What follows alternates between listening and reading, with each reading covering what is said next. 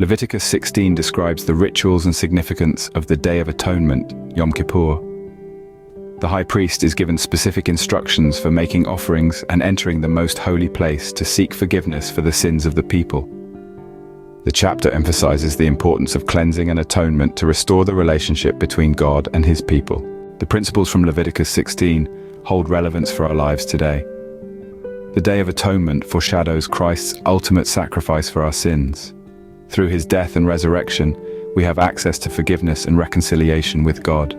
Just as the high priest confessed the sins of the people, we should regularly confess our sins to God, seeking his forgiveness and turning away from wrongdoing.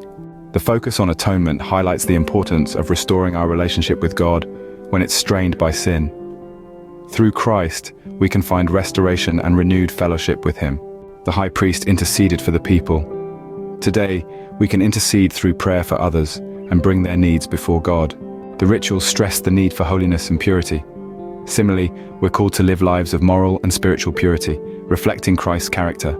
The Day of Atonement reminds us of the seriousness of sin and the need to seek God's forgiveness earnestly. Understanding the depth of God's forgiveness should lead us to live lives characterized by gratitude and devotion.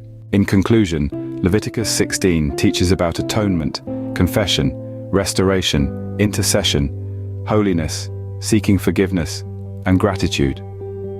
While the rituals themselves may not be practiced, the principles behind them guide us in understanding the significance of Christ's work, seeking forgiveness and living transformed lives.